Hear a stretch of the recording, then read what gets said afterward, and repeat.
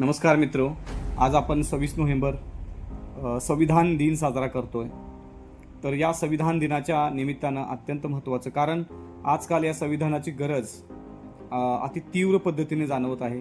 कारण तितकीच आज संविधानाची जी वाताहत आहे ती आपल्याला दिसते।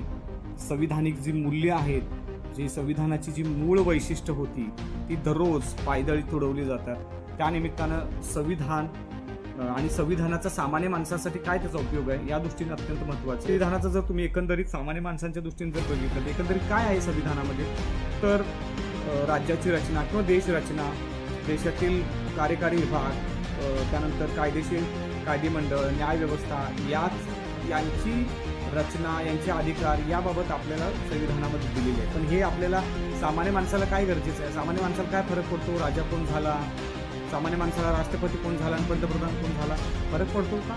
पडत असं नाही, पडतो पण इतका पडत नाही। पण सामान्य माणसाच्या दृष्टीने काय आहे संविधानात, तर संविधानामध्ये सगळ्यात महत्त्वाचं जे तत्व आहे किंवा संविधानानं आपल्याला सामान्य माणसाला हक्क दिलेले आहेत। आणि मग त्याच्याबरोबर संविधानामध्ये आपण जे बोलतो की संविधानाने आपल्याला किंवा सामान्य माणसाच्या दृष्टीने संविधानामध्ये काय आहे, तर सामान्य माणसाला मिळालेले हक्क जे मूलभूत हक्क म्हणून ओळखले जातात ते महत्त्वाचे आहेत। आणि त्याचबरोबर इतर काय आहे सामान्य माणसाच्या दृष्टीनं, तर दिलेली कर्तव्य, तर सामान्य माणसाला बऱ्यापैकी वेळेला किंवा आपल्याला बऱ्यापैकी हे माहीत नाही की आपली कर्तव्य काय असतात। तर सगळ्यांना हेच माहिती आहे की कर्तव्य म्हणजे झेंड्याचा मान राखणे आणि राष्ट्रगीतेचा मान राखणे। याच्या पलीकडे कुठलं कर्तव्य मला नाही वाटत। तर दोन कर्तव्य सामान्य माणसांना दिसतात, एक तर सगळ्यात महत्त्वाचं झेंड्याचा मान राखणं, राष्ट्रगीताचा मान राखणं। त्याच्या पलीकडे काय कर्तव्य आपलं, क्वचितच मग एखादं गरज पडली तर देशावर आक्रमण झालं तर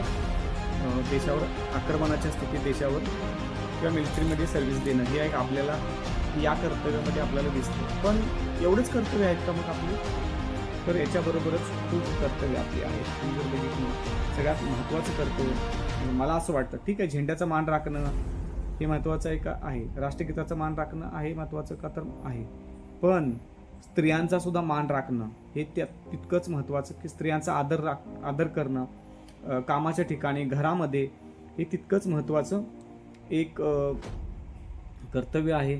त्याचबरोबर परिसर स्वच्छ ठेवणं, वैज्ञानिक दृष्टिकोन ठेवणं, आधुनिक समाजानं वैज्ञानिक दृष्टिकोन बाळगणं हे सुद्धा आपलं सगळ्यात तितकंच महत्त्वाचं कर्तव्य आहे।